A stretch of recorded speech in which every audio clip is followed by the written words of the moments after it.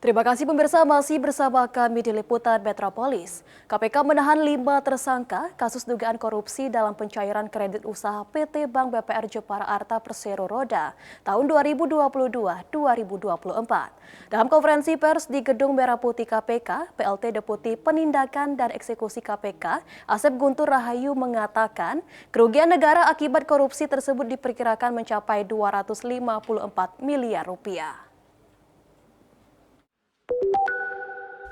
Komisi Pemberantasan Korupsi KPK menahan 5 tersangka kasus dugaan korupsi dalam pencairan kredit usaha fiktif PT Bank Perkreditan Rakyat BPR Jepara Arta Perseroda tahun 2022-2024. Kelima tersangka tersebut adalah Jendik Handoko atau JH, selaku Direktur Utama BPR Bank Jepara Arta, Iwan Nursusutyo atau IN, Direktur Bisnis dan Operasional BPR Bank Jepara Arta, Ahmad Nasir atau AN, Kepala Divisi Bisnis, Literasi dan Inklusi Keuangan BPR Bank Jepara Arta, Arianto Sulistiono atau AS, Kepala Bagian Kredit BPR Bank Jepara Arta, dan Muhammad Ibrahim Al-Asyari atau MIA, Direktur PT Bumi Manfaat Gemilang.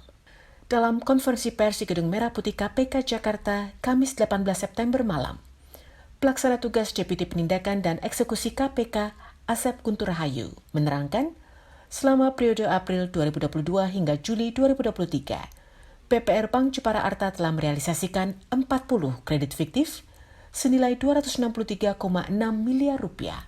MIA dibantu beberapa rekannya mencari debitur yang mau dipinjam namanya dan membuat dokumen pendukung fiktif. Setiap debitur mendapat fee 100 juta rupiah. Penyaluran rekening debitur fiktif ini merugikan negara, karena sebelumnya BPR Bank Jepara Arta menerima penyertaan modal dari pemerintah Kabupaten Jepara sebesar 24 miliar rupiah. Proses perhitungan kerugian keuangan negara sedang dilakukan.